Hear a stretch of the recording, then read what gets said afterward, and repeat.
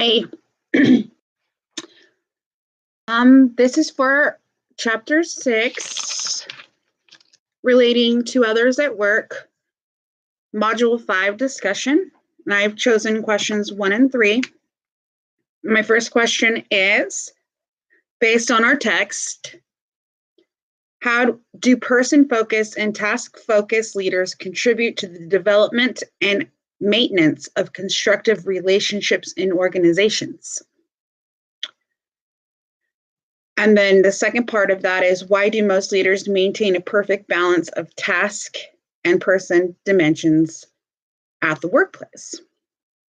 And in our text on page 62, under 6.1, it describes to us the two leaders that reflect opposite ends of the person-task continuum of the workplace relationships are the person-focused leader, who is someone who understands the importance and value of getting to know people more on a personal level. For this type of leader, the person takes priority over the work. When a leader gets to know an employee, the employee is more likely to be motivated to do the work and do it better. The second leader described is the task-focused leader. And the task-focused leader is someone who believes that work takes priority over the person, who might be overheard saying something like, "Who's got the time to get to know employees on a personal level?" I even put this as one of my questions in my RRP for this week. I actually put that question. Because when you're in a workplace and you're doing a job, it may kind of feel a little bit tedious trying to get to know either your manager or your employee. But in the whole of it, it's really an important thing for us to do, because that way we know how to, if we know our employees or managers better, if we know them better, then we know how better to deal with certain types of situations.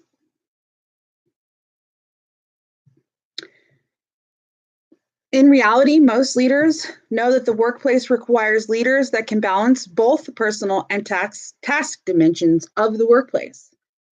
And why they do this is also on page 62 and 6.1 towards the bottom of the page. An effective leader develops workplace relationships that balance both of these extremes. Leaders know that if they are too task-oriented, they forget about the person doing the work. And if a leader is too person-oriented, they forget about the work that needs to be completed. Effective leaders have learned how to manage both of those, the task and the person dimensions of the workplace relationships.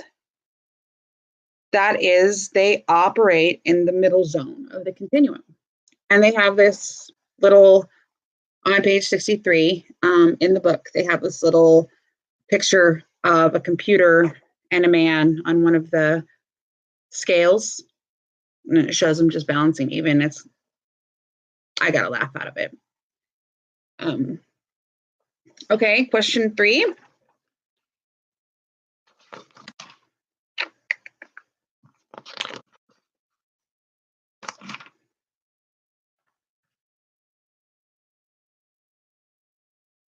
Okay, 3. How do a person's verbal statements reflect his or her conflict style?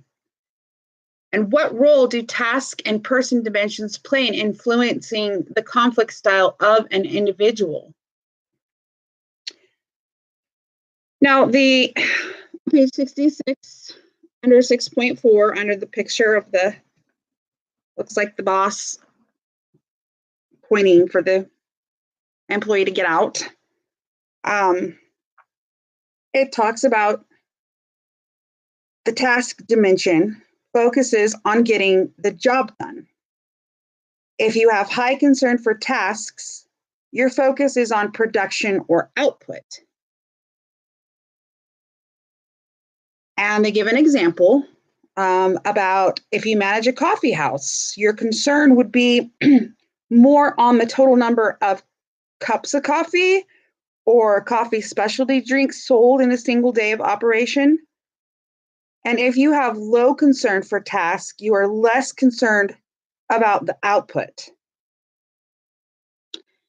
And they use this grid. It's called the Kilman and Thomas managerial grid. And it shows on the bottom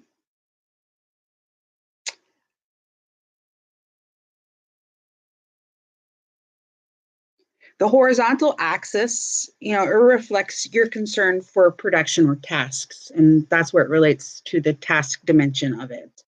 The vertical axis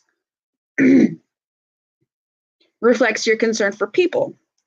This dimension focuses on the relationships you have with others, including your boss, your coworkers, subordinates, vendors, and customers. If you have high concern for people, you're focused on meeting their needs rather than meeting your own needs.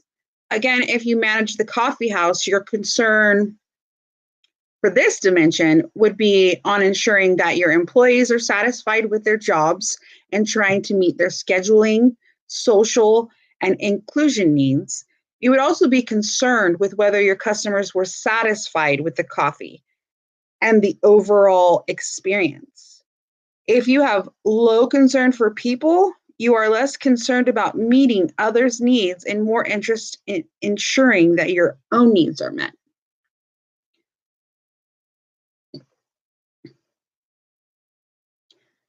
So, and the first part of that question, I left to the end. How do a person's verbal statements reflect his or her conflict style?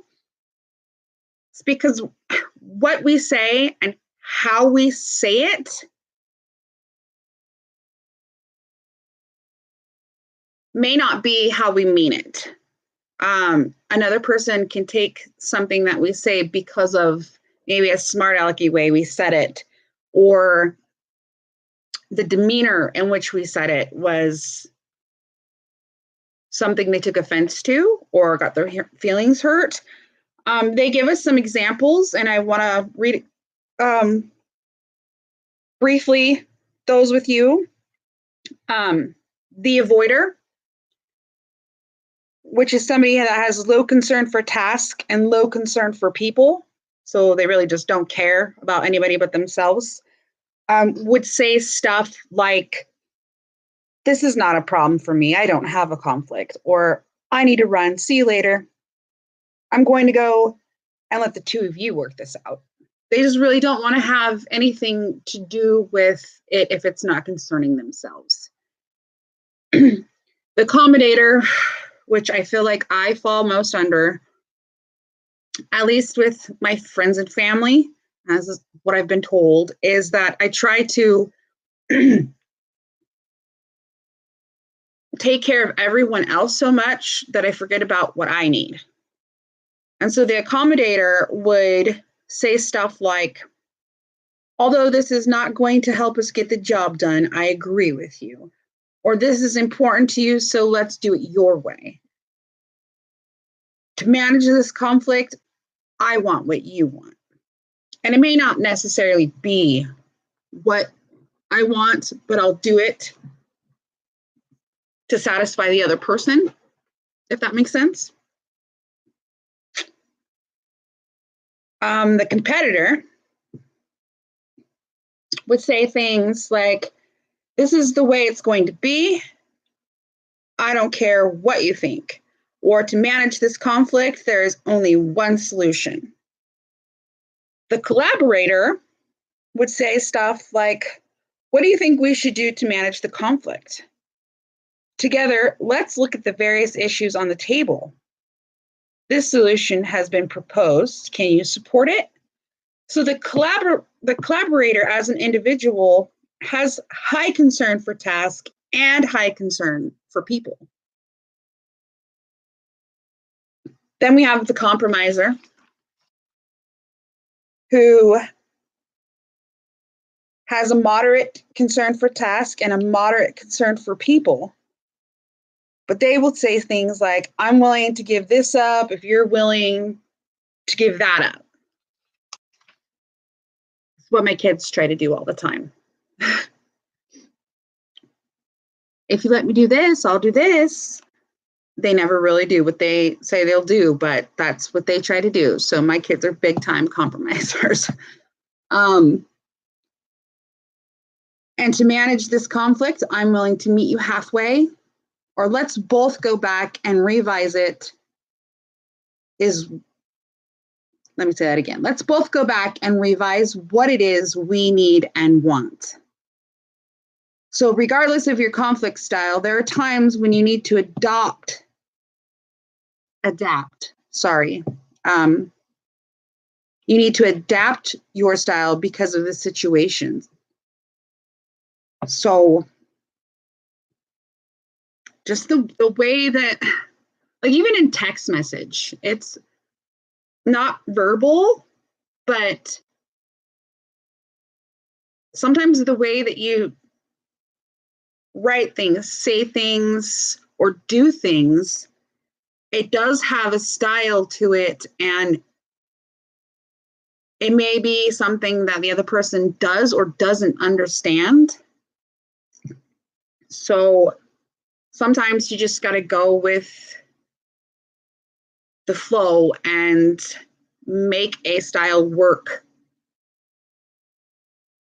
so that your conflict style will fit that situation you're given. Thank you.